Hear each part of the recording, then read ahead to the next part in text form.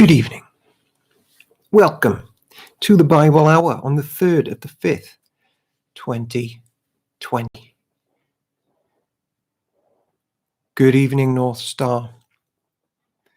Looking forward to seeing Jonty's artwork. I've had some in already from various folk. We'll be posting those tomorrow on Facebook. Good evening, Park End Admin. And look at that, Park End Admin up in the game, even saying where we are and what it's about. Good evening, Sam Whittington.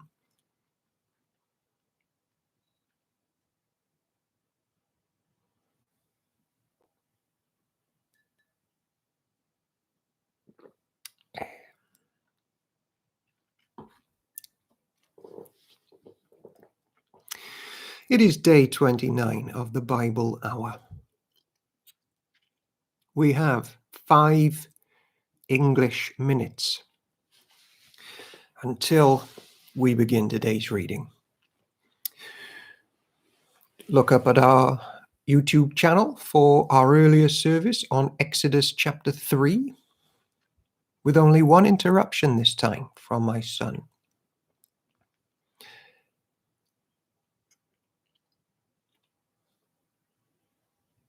Girls watch the service with their friends live. Nice.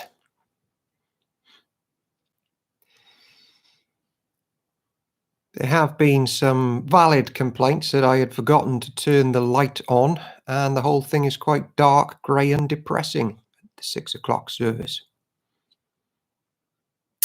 Yes. Lots to remember in a live stream.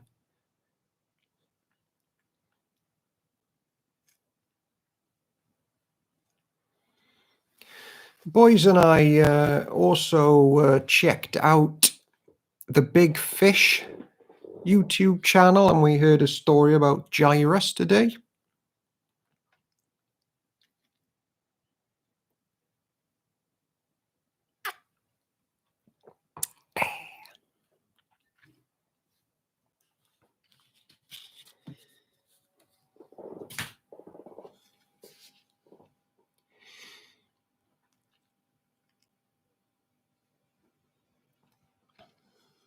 Hey, welcome, Sue Roberts.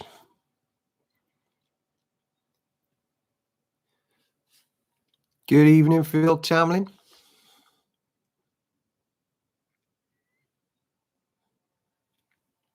Good evening, Neil Whittington.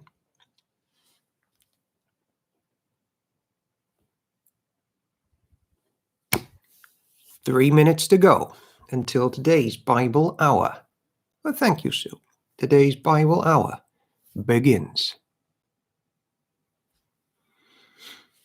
Great to see that the PCW promoted our church crossing the Jordan video from the Bible Hour 2 days ago now, I guess. Yeah, 2 days ago. Good evening, Petit Bois.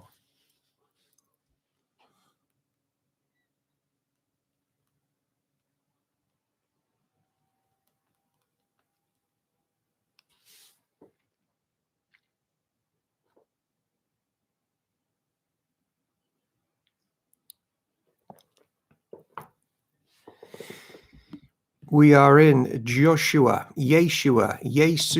chapter 15. Jesus, as you read in the Septuagint, straight from the Greek. Oh, and not surprised about the light. You did forget to feed the dog for a weekend. That is one of the least of the bad things I've done.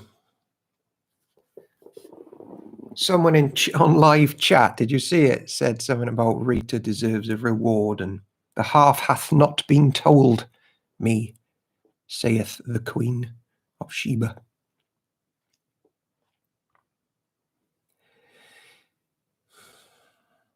I'm afraid so, Sue.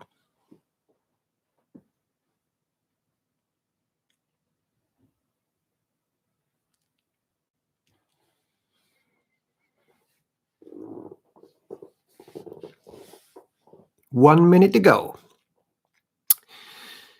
Joshua chapter 15.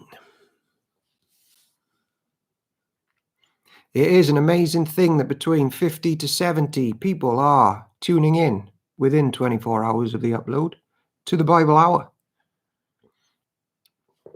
Good evening, Chris Henry. Please, Chris Henry, do not look at the 6 p.m. service today, please.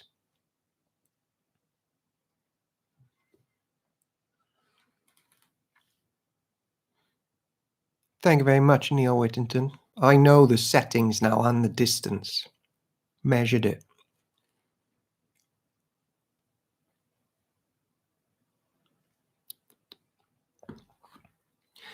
I don't know if you know this, but... Oh. Jeez, Herd. I'm surprised you even showed up tonight. Don't know if you know this, but reading aloud for an hour actually gives you wind. And I have trapped wind as a result of this all night. And when I wake up with the dog at 2, 4, and 5, I have a tummy ache. Interesting fact for you there about public reading.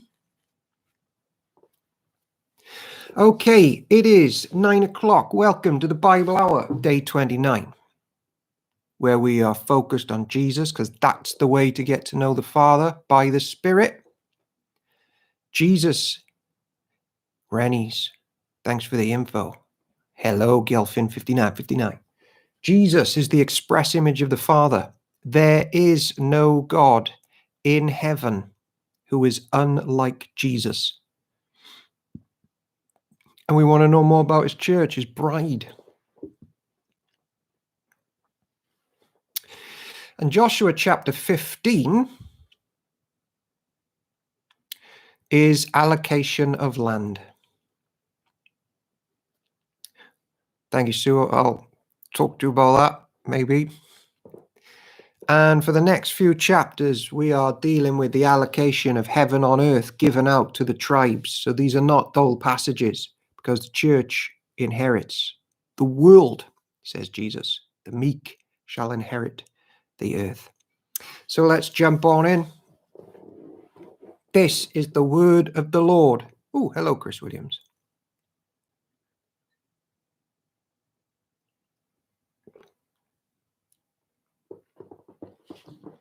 And Cara, probably. This is the word of the Lord. Thanks be to God. The land given to the tribe of Judah. It's a bulldog.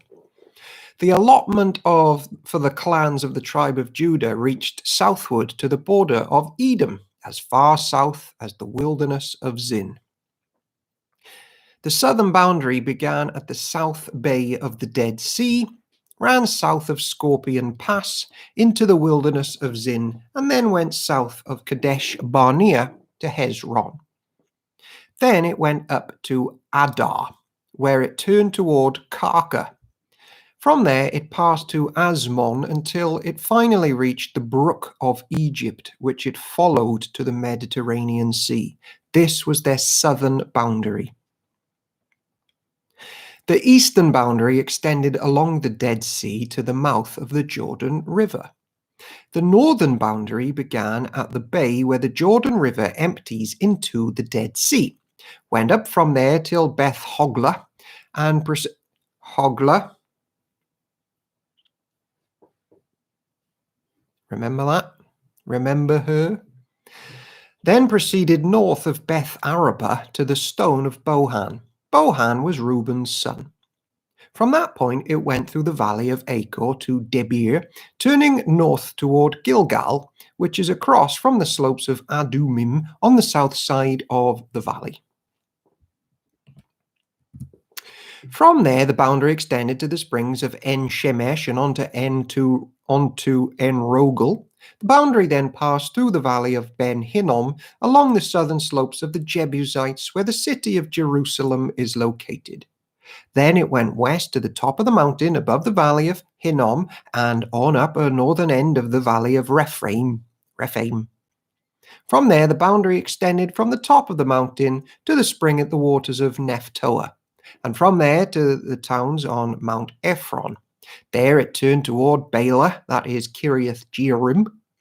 The boundary circled west of Bela to Mount Seir, passed along the town of Kesalon on the northern slope of Mount Jearim, and went down to the Beth Shemeth and onto Timnah.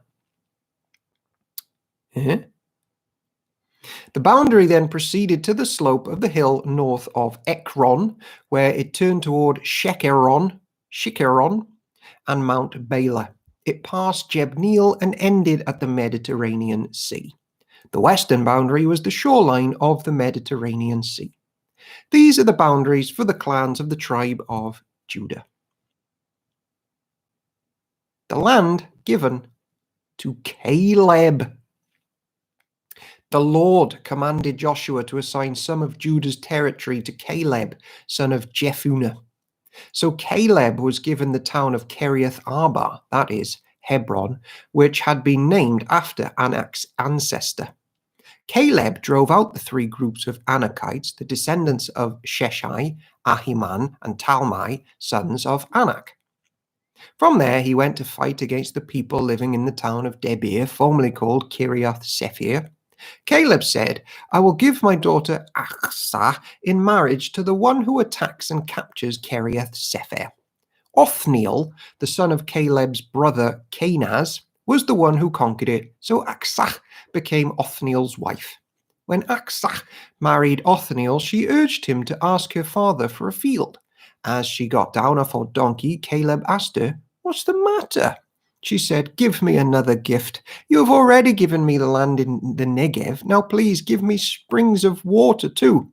So Caleb gave her the upper and lower springs. The towns allotted to Judah. This was the homeland allocated to the clans of the tribe of Judah.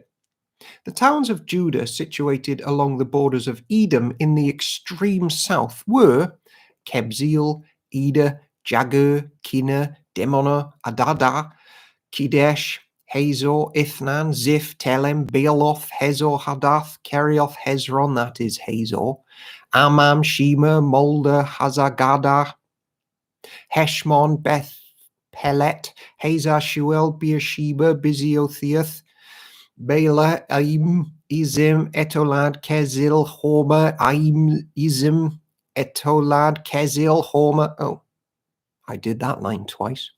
Ziglag, Madma, Sansana. When you read this to yourself, which I have spent my Christian life doing, you don't need to learn to say the words. Lebeoth, Shilhim, Ain, and Rimmon, 29 towns with their surrounding villages.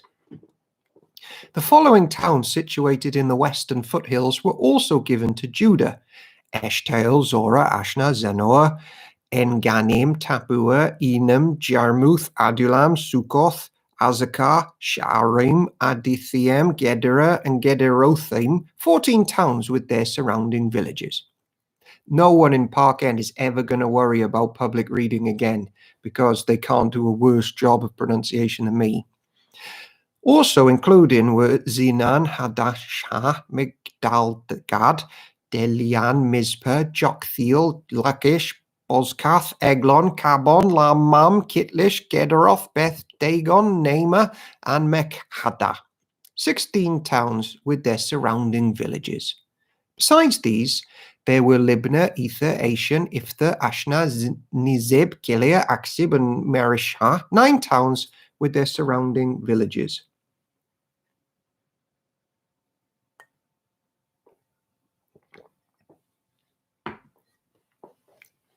The territory of the tribe of Judah also included Ekron and its surrounding settlements and villages. From Ekron, the boundary extended west and included the towns near Ashdod with their surrounding villages. It also included Ashdod with its surrounding settlements and villages, and Gaza with its settlements and villages as far as the brook of Egypt and along the coast of the Mediterranean Sea. I wonder in the new heavens and the new earth, when he basically remakes Cardiff, but perhaps a better Cardiff, if people who now live in Cardiff would like to be allocated bits of Cardiff, or would they like to be like from wherever they were born, maybe that was in England or something, all to be discussed with the Lord one day. Judah had also received the following towns in the hill country: Shamir, Jattis, Sokoth, Dana, Kiriath Sana, that is Debir, Anna, Eshdemoth, Anim, Goshen, Holon, and Gilo. 11 towns with their surrounding villages. Also included were the towns of Arab, Duma, Ishan, Janim, Beth Tubir, Afgana, Huta, Kiriath Arba, that is Hebron, and Zion, 9 towns with their surrounding villages. Besides these, there were Maon, Carmel, Ziph, Zuta, Jezreel, Jokdeam, Zanoah, Cain, Gibeath, Dimnah, 10 towns with their surrounding villages. In addition, there were Halhol, Beth Zur, Geder, Marath, Beth Anon, and Eltikon, 6 towns with their surrounding villages. There are also Kiriath Baal, that is Kiriath Jearim, and Reba, 2 towns with their surrounding villages. In the wilderness, there were the towns of Beth Arabah, Midin, Sekaka, Nibshan, the city of Salt, and En-Gedi, 6 towns with their surrounding villages. But the tribe of Judah could not drive out the Jebusites who lived in the city of Jerusalem, so the Jebusites live there among the people of Judah to this day. Remember that. And breathe. Yeah. Although, if you picture like them in their tents, writing these things down, what am I getting? What's mine? It's quite powerful stuff, isn't it? And then to think, as you know, spoiler alert, when Nebuchadnezzar comes along and just steals it all off him, you know, that's your patch gone. It brings it home a bit, doesn't it? I assume you're talking about the drinking vessel and not Owen, Chris Henry. What a mug.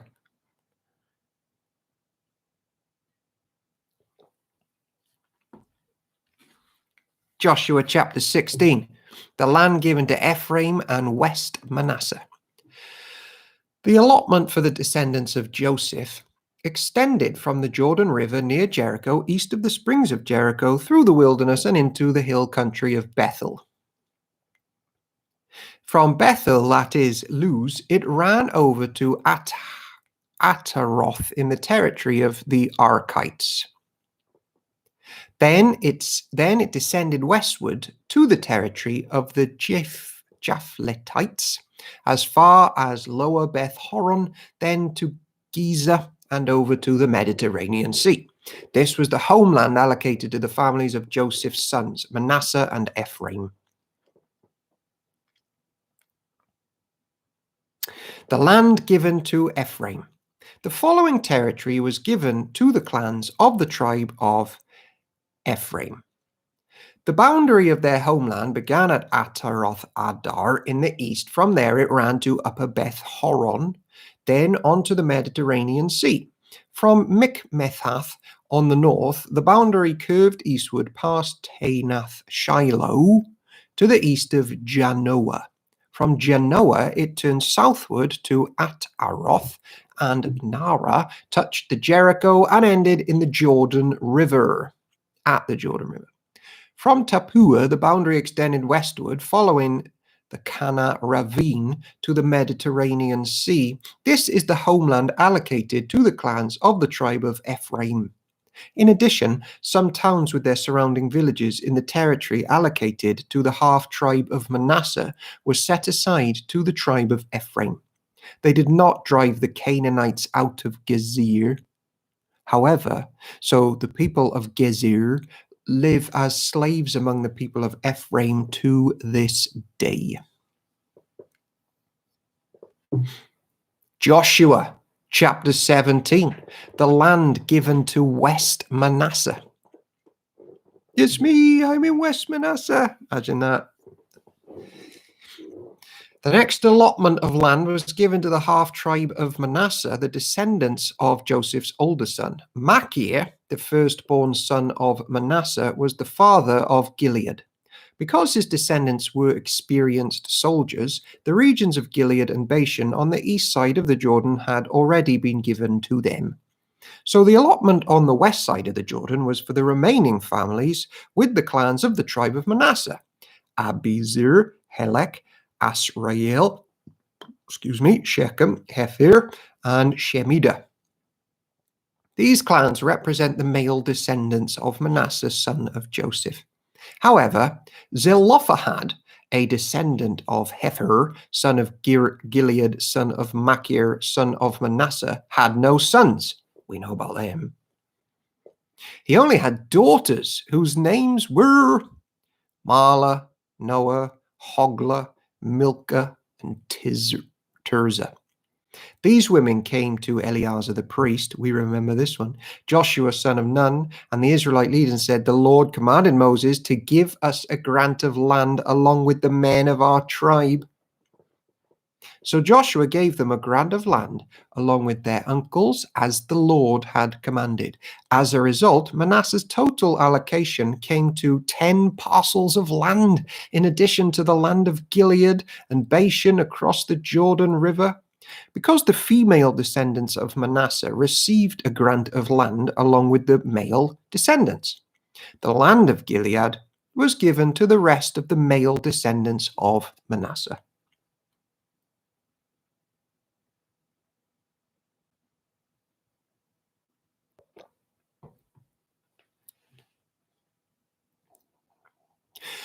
The boundary of the tribe of Manasseh extended from the border of Asher to Michmethath, near Shechem. Then the boundary went south from Michmethath to the settlement near the spring of Tappuah. The land surrounding Tappuah belonged to Manasseh, but the town of Tappuah itself, on the border of Manasseh's territory, belonged to the tribe of Ephraim. From the spring of Tappuah, the boundary of Manasseh followed the Kanah ravine to the Mediterranean Sea. Several towns south of the ravine were inside Manasseh's territory, but they actually belonged to the tribe of Ephraim.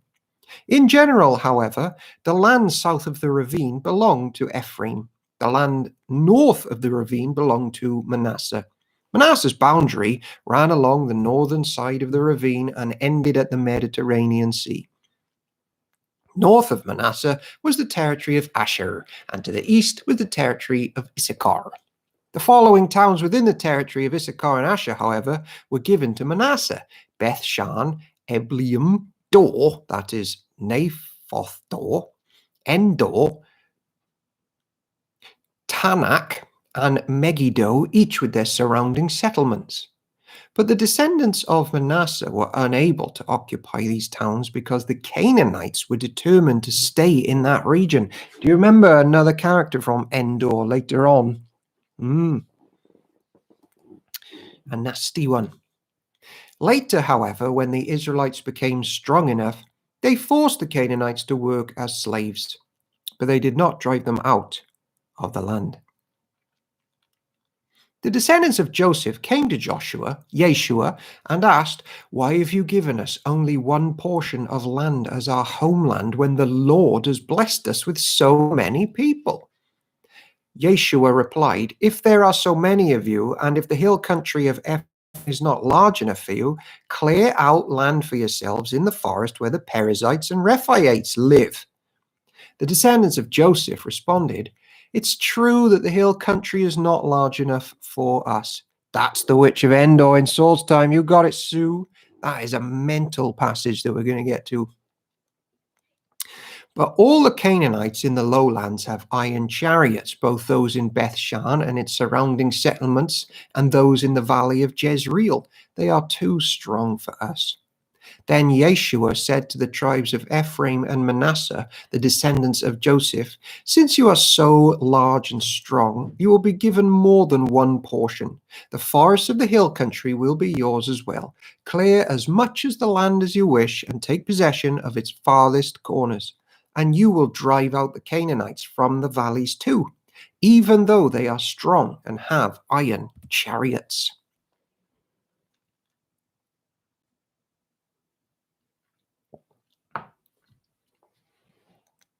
Joshua chapter 18, the allotments of the remaining land. Now that the land was under Israelite control, the entire community of Israel gathered at Shiloh, and set up the tabernacle. Now, Shiloh starts coming in to the picture. Super important holy place where the tabernacle used to be. Someone asked about Shiloh about 2 weeks ago, and I delayed them, and this is where I'm delaying them to. The book of Joshua and onwards, Shiloh is the hotspot. But there remain 7 tribes who had not yet been allotted their grants of land. Then Joshua asked them, how are you going to wait before taking possession? How long are you going to wait before taking possession of the remaining land of the Lord, the God of your ancestors that he's given to you? Select 3 men from each tribe, and I will send them out to explore the land and map it out. They will then return to me with a written report of their proposed divisions of their new homeland. Let them divide the land into 7 sections, excluding Judah's territory in the south and Joseph's territory in the north. And when you record the 7 divisions of the land and bring them to me, I will cast sacred lots in the presence of the Lord our God to assign land to each tribe. The Levites, however, will not receive any allotment of land. Their role as priests of the Lord is their allotment. Petit bois, I have been to Shiloh. Archaeologists are digging there. Whoosh. And the tribes of Gad, Reuben, and the half-tribe of Manasseh won't receive any more land, for they have already received their grant of land, which Moses, the servant of the Lord, gave them on the east side of the Jordan River. As the men started on their way to map out the land, Joshua commanded them, go and explore the land and write a description of it. Then return to me, and I will assign the land to the tribes by casting sacred lots here in the presence of the Lord at Shiloh. The men did as they were told and mapped the entire territory into 7 sections, listing the towns in each section. They made a written record and then returned to Yeshua in the camp at Shiloh. And there, at Shiloh, Yeshua cast sacred lots in the presence of the Lord to determine which tribe should have each section.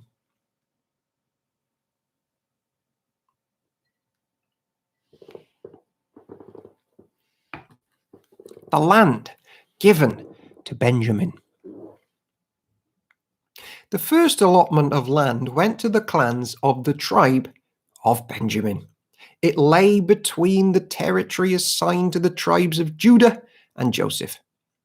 The northern boundary of Benjamin's land began at the Jordan River, went north of the slope of Jericho, then west through the hill country and the wilderness of Beth Aven.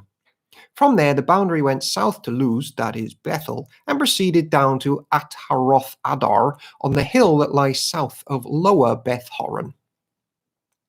The boundary then made a turn and swung south along the western edge of the hill, facing Beth Horon, ending at the village of Kiriath Baal, that is, Kiriath Jearim, a town belonging to the tribe of Judah. This was the western boundary. The southern boundary began at the outskirts of Kiriath Jearim. From that western point, it ran to the spring at the waters of Nephtoah, and down to the base of the mountain beside the valley of Ben Hinnom, at the northern end of the valley of Rephaim. From there it went down the valley of Hinnom, crossing south of the slope where the Jebusites lived, and continued down to En Rogel. From En Rogel, the boundary proceeded in a northerly direction and came to En Shemesh and on to Geliloth, which is across the slopes of Adumim. Then it went down to the stone of Bohan. Bohan was Reuben's son. From there, it passed along the north side of the slope, overlooking the Jordan Valley. It's a nice view there. The border then went down to the valley, ran past the north slope of Beth Hogla, and ended the north bay of the Dead Sea, which is the southern end of the Jordan River. There was the southern boundary. Be interesting to know if chat would rather water or mountains, beaches or hills in their promised land. And if you think that is an unspiritual question, you have fallen again into the trap of thinking spirit is not physical, and spirit life is somehow locked away in your attic meditating and Physical is that dirty stuff downstairs, like your wife needs help or you have to make dinner or something, or enjoying hobbies or land or life.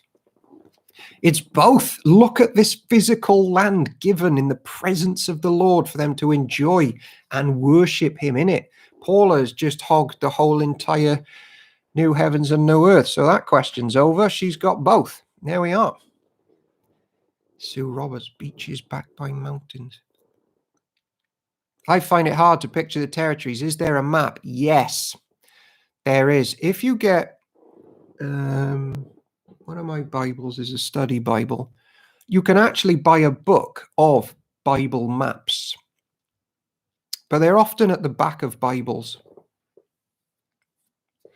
Sweeping views of the ocean and islands, water, but I might need a mountain to brew to climb. For brew to climb. Is that a cup of tea? Beaches for me. Cara will be happy so long as there's water.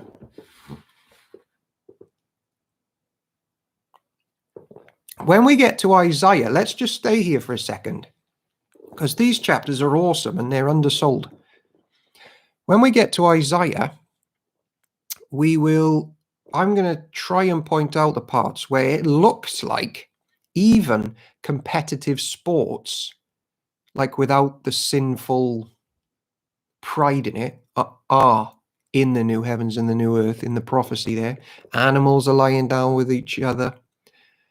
And just Jesus is there with his people. I mean, how did we ever get so ethereal and humanless in our view of what's holy? Beaches for me, Cara will be happy. Hubby. Oh, okay. Brew is the hubby. Right, where I live. Yeah, okay. No, it's her husband, Brew. Yeah, okay, right. Cara has found one online. Go for it, Cara. There you go. Maybe someone, Park End or someone, could post a map link. The NIV Study Bible has maps. There you go. They're pouring in now. It is quite an overwhelmingly joyful thing to look at, that our ancient church inherited this land which was flowing with milk and honey. That's what I was going to email. Okay, I've completely forgotten where we are. Let's just go from verse 21. These were the towns given to the clans of the tribe of Benjamin: Jericho, Beth Hogla, Emek Keziz, Beth Araba, Zemaraim, Bethel, Avim, Pera, Opha, Zephyr Amnomni, Ophi, Gibeah, 12 towns with their surrounding villages. Also Gibeon, Ramah, Berioth, Mizpah, Kephira, Moza, Rechem, Erpil, Tarala, Zeal, Halef, the Jebusite town, that is Jerusalem, Gibeah, and Kiriath Jearim, 14 towns with their surrounding villages. This was the homeland allocated to the clans of the tribe of Benjamin. Joshua chapter 19, and we're at the halfway mark of today's reading. Take a 30-second break.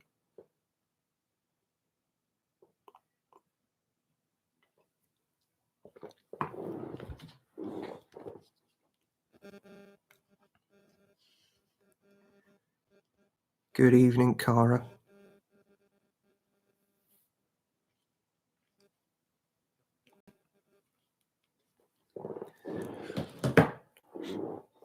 And if you break into my office at church, I've stuck on the walls there the lineages of the kings, and it also shows what secular kings and events were happening at that time too. Bible timelines are cool to see, like, what events were happening in history when, say, Isaiah was alive or Amos was alive, and it's like the first Olympics were taking place at this time. Meanwhile, such and such was preaching, and it's good. Brings it home. Makes it all real, man.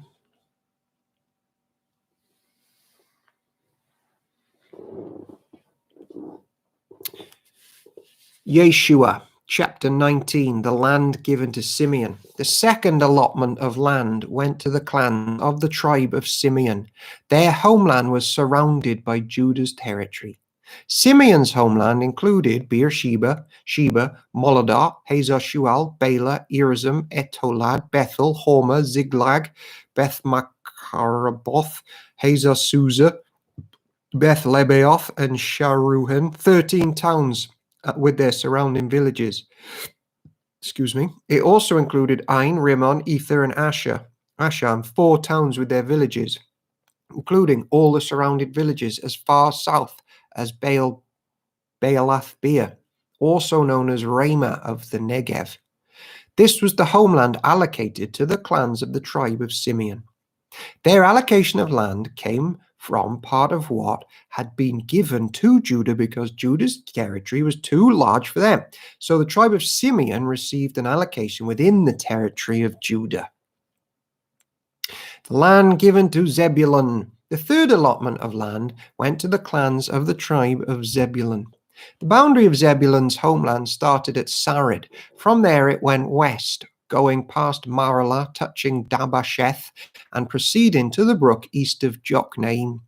In the other direction, the boundary went east to Sarid, to the border of Kisloth Tabor, and from there to Dabireth and up to Japhia. Then it continued east to Garth Hefer, Eth Kazin, and Rimmon, and turned toward Nia. The north boundary of Zebulun passed Hanoth and ended at the valley of Ifthathel. The towns of these areas included Katath, Nahel, Shimron, Abdalal, and Bethlehem, 12 towns with their surrounding villages. The homeland allocated to the clans of the tribe of Zebulun included these towns and their surrounding villages.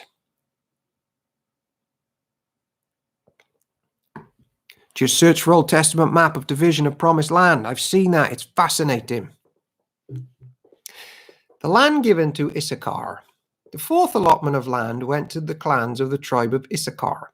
Its boundaries included the following towns: Jezreel, Kesuloth, Shunem, Hapharaim, Shion, Anarharath, Rabbith, Kishion, Ebez, Remeth, En-Ganim, En-Handa, and Beth Paziz. The boundary also touched Tabor, Shashuznuma, and Beth Shemesh, ending at the Jordan River, 16 towns with their surrounding villages. The homeland allocated the clans of the tribe of Issachar, including these towns and their surrounding villages. The land given to Asher. The fifth allotment of land went to the clans of the tribe of Asher. Its boundaries included these towns: Helkath, Hali, Beaton, Aksaph, Almalak, Amad, and Mishal. The boundary on the west touched Carmel and Shibor Libnath, and it turned east towards the Beth Dagon, and ran as far as Zebulun in the valley of Ipathal, going north to Beth Emek and Neel, and continued north to Kabul, Abdon, Rehob, Hammon, Cana, and as far as Greater Sidon. Then the boundary turned toward Ramah for the fortress of Tyre, where it turned toward Hozah and came to the Mediterranean Sea. Remember that Tyre place for when we get to Ezekiel. The territory also included Mehebel, Akzib, Umah, Aphak, and Rehob, 22 towns and their surrounding villages. The homeland allocated to the clans of the tribe of Asher included these towns and their surrounding villages.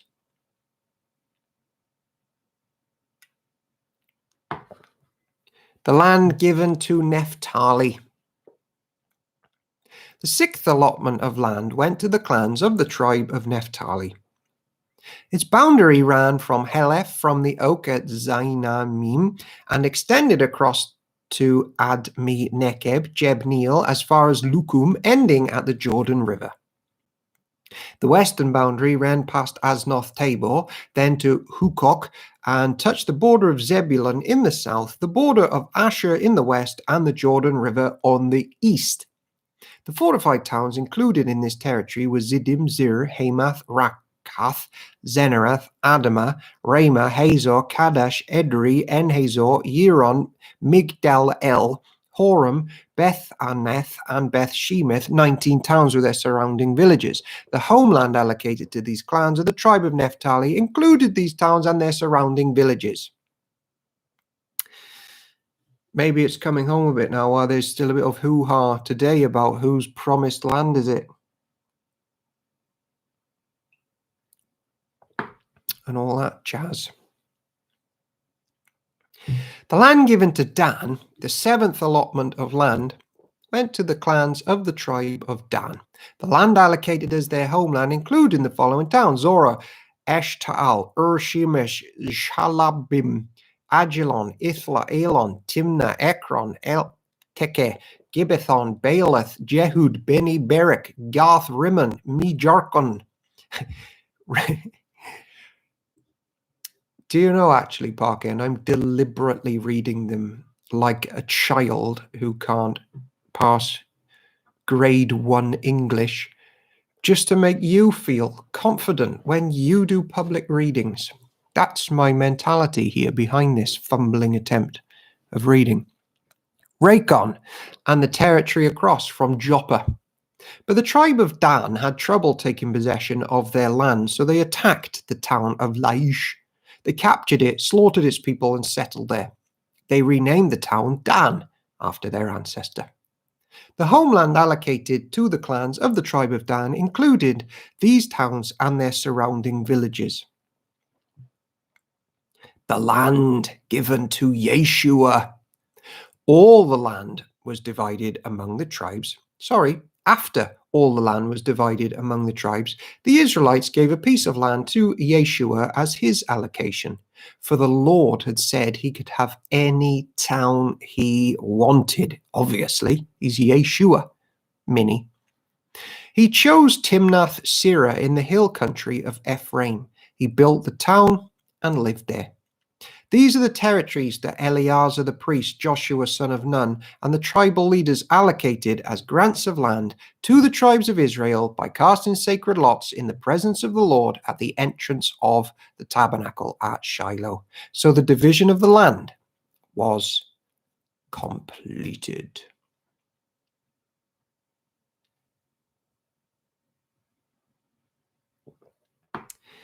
Here come the cities of refuge. So important for justice. Yeshua chapter 20. The cities of refuge. The Lord said to Yeshua, "Now tell the Israelites to designate the cities of refuge as I instructed Moses. Anyone who kills another person accidentally and unintentionally can run to one of these cities.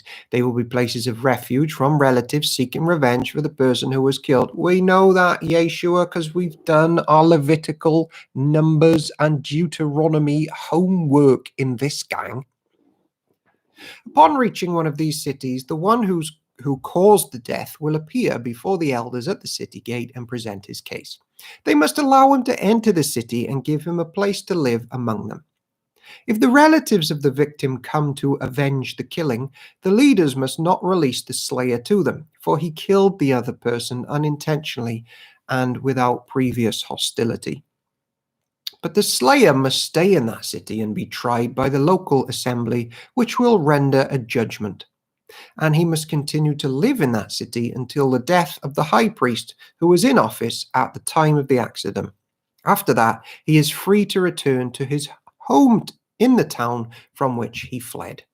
The following cities were designated as cities of refuge: Kadesh Galilee in the hill country of Naphtali, Shechem in the hill country of Ephraim, and Kiriath Arba, that is Hebron, and the hill country of Judah. On the east side of the Jordan River, across from Jericho, the following cities were designated: Bezer in the wilderness plain of the tribe of Reuben, Ramoth in Gilead in the territory of the tribe of Gad, the Golan and Golan in Bashan in the land of the tribe of Manasseh. These cities were set apart for all the Israelites as well as the foreigners living among them. Anyone who accidentally killed another person could take refuge in one of these cities. In this way, they could escape being killed in revenge prior to standing trial before the local assembly. I keep thinking now of like modern day causes for justice which are linked to the church, and it's one of the reasons why we at Park End have launched that Sunday night slot where they get the hour to tell us what good works they're doing and how they're just working for justice, things like Care for the Family and Safe Families for Children and Food Bank. And I'm hoping to get a CAP speaker in, Christians Against Poverty, because look how important justice was to the Lord in the ancient church.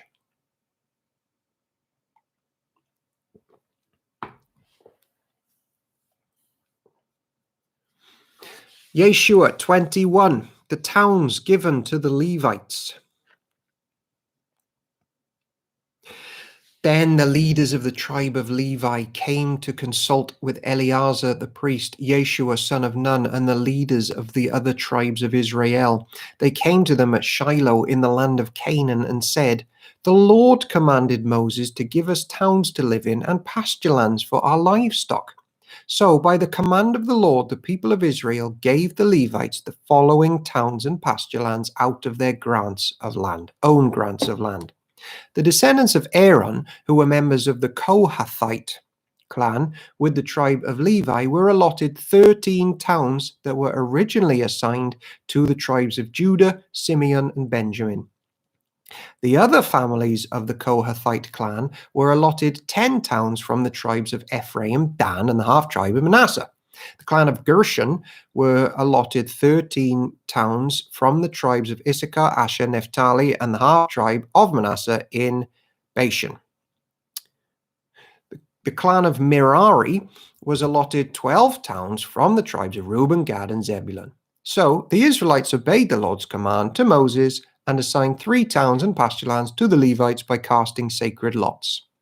The Israelites gave the following towns from the tribes of Judah and Simeon to the descendants of Aaron, who were members of the Kohathite clan within the tribe of Levi, since the sacred lot fell to them first. Kiriath Arba, that is Hebron, in the hill country of Judah, along with its surrounding pasture lands. Arba was an ancestor of Anak. But the open fields beyond the town and the surrounding villages were given to Caleb, son of Jephunneh, and as his possession. The following towns with their pasture lands were given to the descendants of Aaron the priest: Hebron, a city of refuge for those who accidentally killed someone; Libnah, Jatir, Eshtemoa, Holon, Debir, Ain, Judah, and Beth Shemeth, 9 towns from these 2 tribes. From the tribe of Benjamin, the priests were given the following towns with their pasture lands: Gibeon, Geba, Anaoth, and Alman, 4 towns. So in all, 13 towns with their pasture lands were given to the priests, the descendants of Aaron.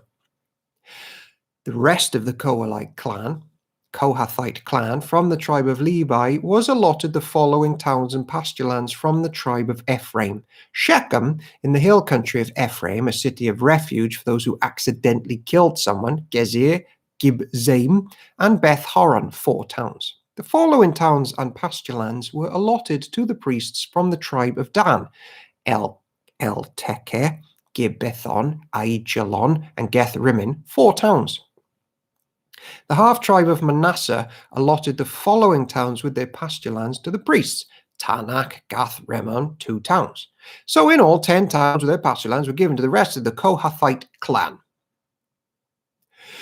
The descendants of Gershon, another clan within the tribe of Levi, received the following towns with their pasture lands from half-tribe of Manasseh: Golan in Bashan, a city of refuge for those who accidentally killed someone; and Be'eshtireh, 2 towns.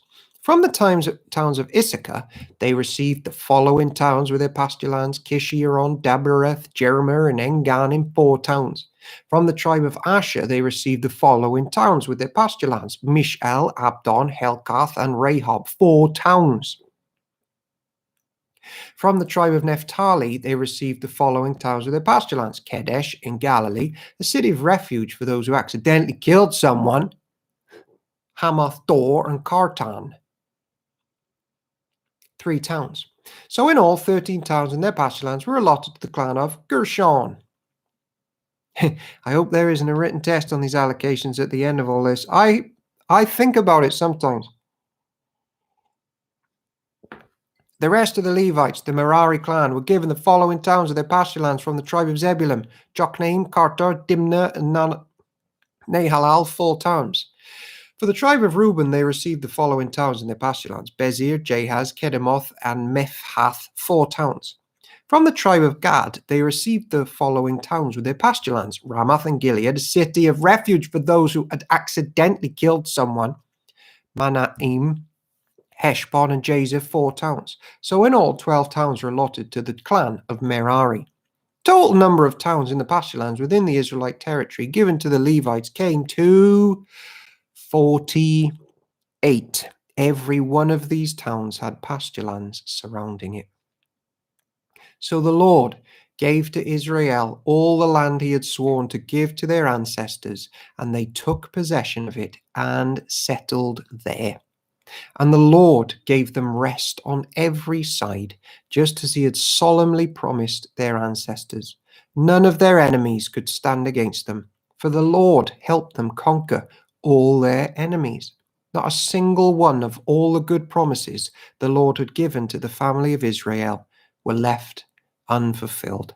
Everything he had spoken came true. All right, we're in the fourth because we missed the third. Let's take 30 seconds. Will we get to the end of the book of Yeshua today?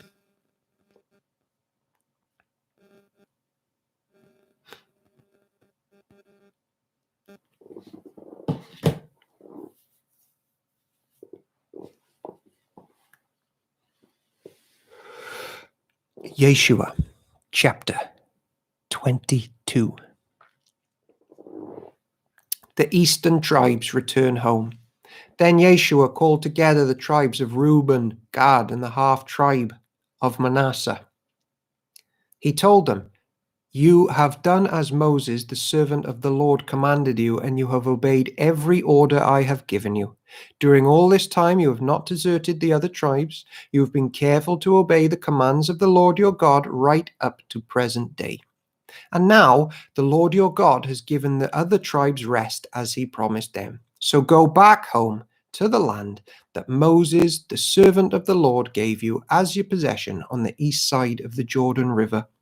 But be very all the commands and instructions that Moses gave to you. Love the Lord your God. Walk in all his ways. Obey his commands. Hold firmly to him and serve him with all your heart and your soul." That's a belter of a verse, isn't it? So Yeshua blessed them and sent them away, and they went home. That would have been quite an emotional goodbye meal, that, wouldn't it? Moses had given the land of Bashan east of the Jordan River to the half-tribe of Manasseh. The other half-tribe was given land west of the Jordan. As Yeshua sent them away and blessed them, he said to them, "Go back to your homes with the great wealth that you have taken from your enemies, the vast herds of livestock, the silver, gold, bronze, and iron, and the large supply of clothing. Share the plunder with your relatives." So the men of Reuben, Gad, and the half-tribe of Manasseh left the rest of Israel at Shiloh in the land of Canaan. They started the journey back to their own land of Gilead, the territory that belonged to them according to the Lord's command through Moses. The eastern tribes build an altar. When they were still in Canaan, and when they came to a place called Geliloth, near the Jordan River, the men of Reuben, Gad, and the half-tribe of Manasseh stopped to build a large and imposing altar. The rest of Israel heard that the people of Reuben, Gad, and the half-tribe of Manasseh had built an altar at Geliloth at the edge of the land of Canaan on the west side of the Jordan River. So the whole community of Israel gathered at Shiloh and prepared to go to war against them.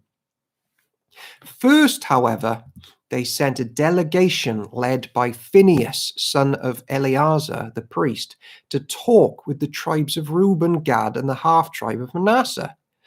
In this delegation were 10 leaders of Israel, one from each of the 10 tribes, and each the head of his family within the clans of Israel. When they arrived in the land of Gilead, they said to the tribes of Reuben, Gad, and the whole tribe of Manasseh, "The whole community of the Lord demands to know why you are betraying the God of Israel. How could you turn away from the Lord and build an altar for yourselves in rebellion against him? Was our sin at Peor not enough? To this day we are not fully cleansed of it, even after the plague that struck the entire community of the Lord. And yet today you are turning away from following the Lord. If you rebel against the Lord today, he will be angry with all of us tomorrow. If you need the altar because the land you possess is defiled, then join us in the Lord's land where the tabernacle of the Lord is situated, and share our land with us. But do not rebel against the Lord or against us by building an altar other than the one true altar of the Lord our God. Didn't divine anger fall on the entire community of Israel when Achan, and member of the clan of Zerah, sinned by stealing the things set apart from the Lord? He was not the only one who died because of his sin.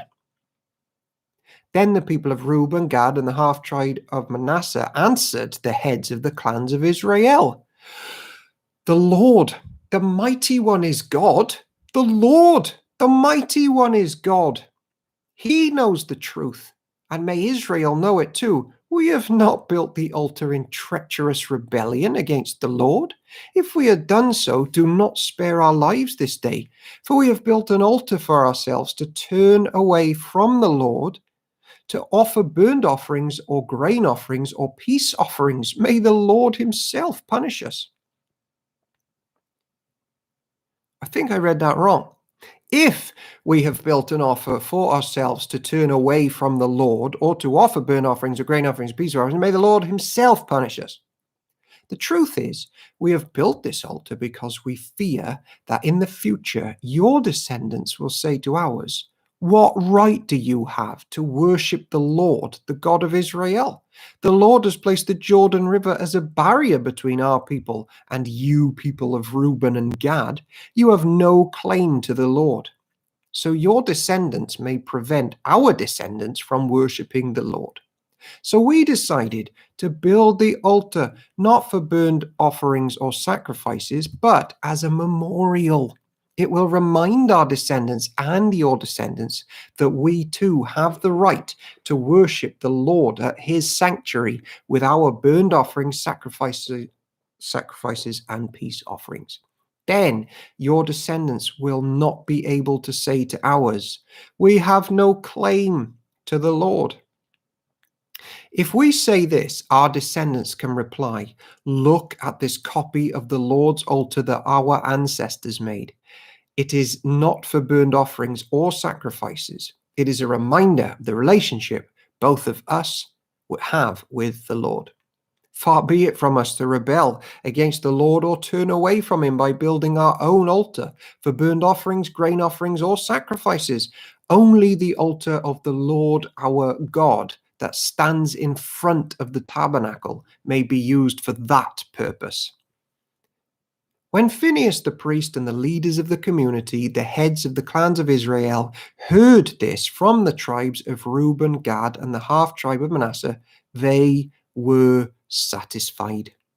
Phinehas, son of Eleazar, the priest, replied to them, "Today we know the Lord is among us, because you have not committed this treachery against the Lord as we thought. Instead, you have rescued Israel, from being destroyed by the hand of the Lord." Then Phinehas, son of Eleazar, the priest, and the other leaders left the tribes of Reuben and Gad in Gilead and returned to the land of Canaan to tell the Israelites what had happened. And all the Israelites were satisfied and praised God and spoke no more of war against Reuben and Gad. The people of Reuben and Gad named the altar Witness, for they said, "It is a witness between us and them that the Lord is our God too."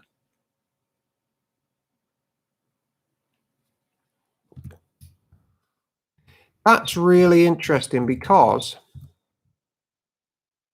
how do we deal with issues in church and between churches The best way, and this is reiterated in the New Testament all the time, the best way is to talk to people, preferably face to face. You always know your true friends and that their motives are good and godly if they will talk to you about an issue, not talk about you behind your back. And in church, we need to resolve issues together. That's the sign of good leadership, good congregations. And look what the aim is in all of this, that the Lord is honored and that church praises the Lord. That should be the end goal of every conflict, conversation, and meeting we have in churches. Yeshua, chapter 23, Yeshua's final words to Israel. The years passed, and the Lord had given the people of Israel rest from all their enemies. Yeshua, who was now very old, called together all the elders, leaders, judges, and officers of Israel. He said to them, I am now a very old man. You have seen everything the Lord your God has done for you during my lifetime. The Lord your God has fought for you against your enemies.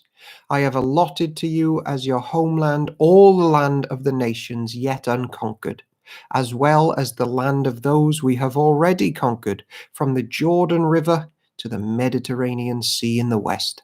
This land will be yours, for the Lord your God will himself drive out all the people living there now. You will take possession of their land, just as the Lord your God promised you. So be very careful to follow everything Moses wrote in the book of instruction. Do not deviate from it, neither turning to the right or to the left. Make sure you do not associate with the other people still remaining in the land. Do not even mention the name of their gods, much less swear by them or serve them or worship them. Jesus is Lord. I added that bit. Rather, cling tightly to the Lord your God, as you have done until now. For the Lord your God has driven out great and powerful nations for you, and no one has yet been able to defeat you.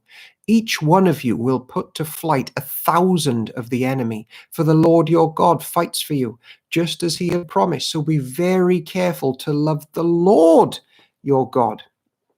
So the other nations, they have faith, but it's in a God which isn't this one. And if he's the living one, all those other ones are dead. And if he's saying he's the only way, and he can be proved right and true, by default, therefore, every other God becomes a false one and a lie. So faith isn't what people need. It's got to be faith in truth, in a person. Verse 12, but if you turn away from him and cling to the customs of the survivors of these nations remaining among you, and if you intermarry with them, then know for certain that the Lord your God will no longer drive them out of your land. Instead, they will be a snare and a trap to you, a whip for your backs and thorny brambles in your eyes. You will vanish from this good land that the Lord your God has given you. Soon I will die, going the way of everything on earth. Deep in your hearts, you know that every promise of the Lord your God has come true. Not a single one has failed. But as surely as the Lord your God has given you the good things he promised, he will also bring disaster on you if you disobey him. He will completely destroy you from this good land he has given you. If you break the covenant of the Lord your God by worshipping and serving other gods, his anger will burn against you, and he will quickly vanish and you will quickly vanish from the good land he has given you.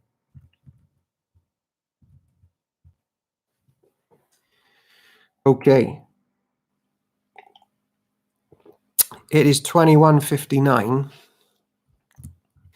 We have one chapter left of Yeshua. And we'll do that tomorrow. And then we start the book of Judges, which is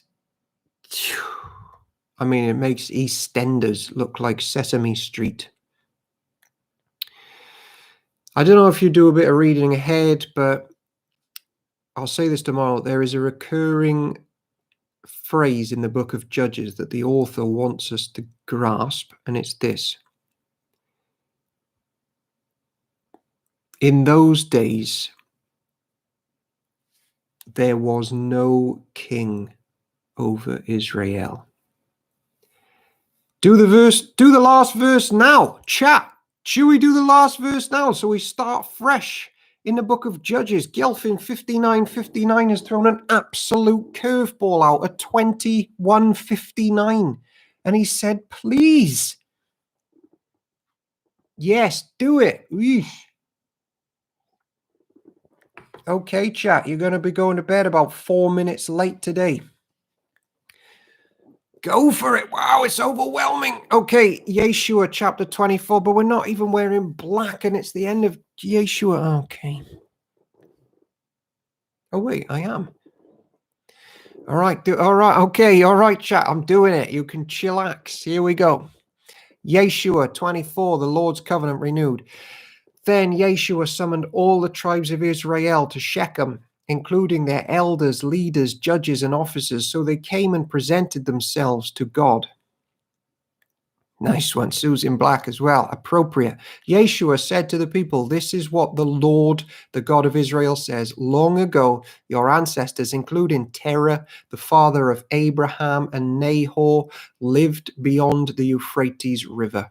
And they worshipped other gods. But I took your ancestor Abraham from the land beyond the Euphrates River and led him to the land of Canaan. I gave him many descendants through his son Isaac. To Isaac I gave Jacob and Esau. To Esau I gave the mountains of Seir, while Jacob and his children went down to Egypt. Then I sent Moses and Aaron and brought terrible plagues on Egypt, and afterwards I brought you out as a free people. But when your ancestors arrived at the Red Sea, the Egyptians chased after you with chariots and charioteers. Yeah, when your ancestors cried out to the Lord, I put darkness between you and the Egyptians. I brought the sea crashing down on the Egyptians, drowning them. With your very own eyes you saw what I did. Then you lived in the wilderness for many years. Finally, I brought you into the land of the Amorites on the east side of the Jordan.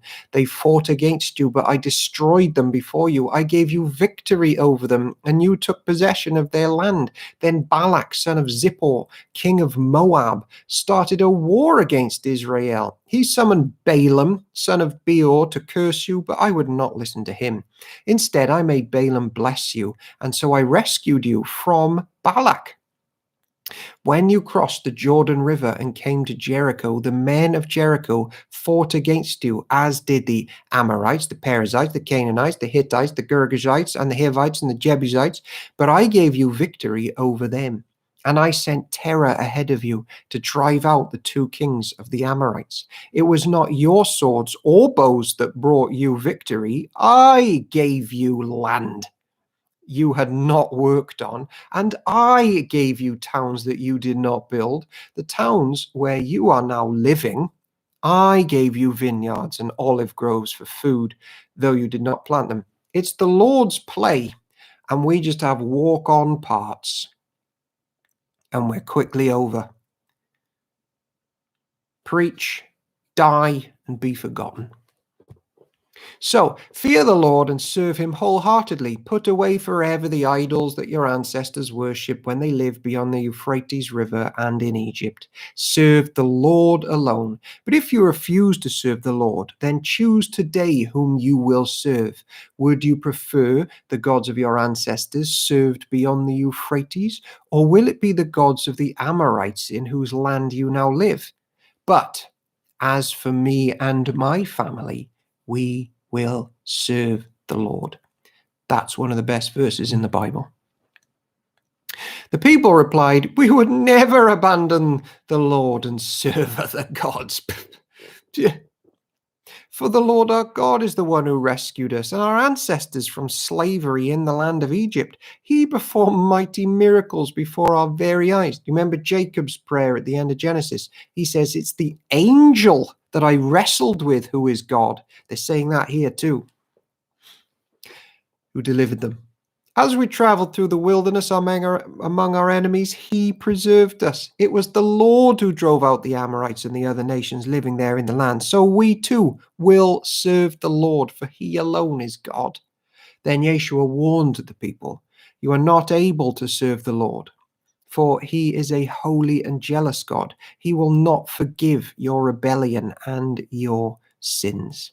If you abandon the Lord and serve other gods, he will turn against you and destroy you, even though he has been so good to you.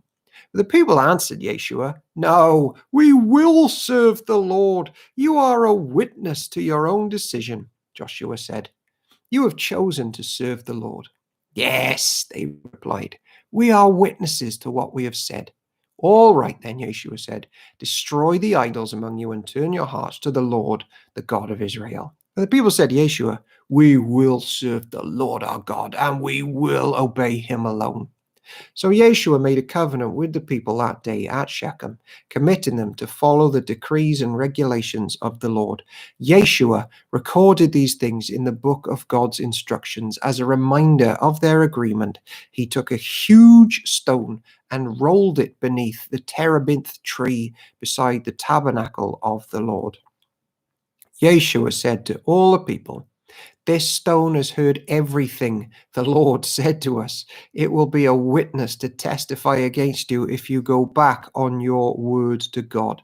Then Yeshua sent all the people away to their homelands. After this, Yeshua, son of Nun, the Lord's servant of the Lord, died at the age of 110. They buried him in the land he had been allocated at the Timnath Serah in the hill country of Ephraim, north of Mount Gash. The people of Israel served the Lord throughout the lifetime of Yeshua and the elders who outlived him, those who had personally experienced all that the Lord had done for Israel. The bones of Joseph, which the Israelites had brought along with them when they left Egypt, were buried at Shechem in the plot of land Jacob had bought for the sons of Hamor for 100 pieces of silver.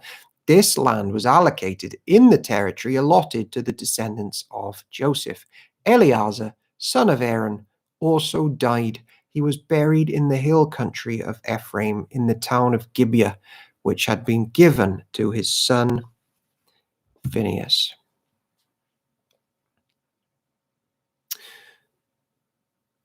He gets us our land. He is the star of church.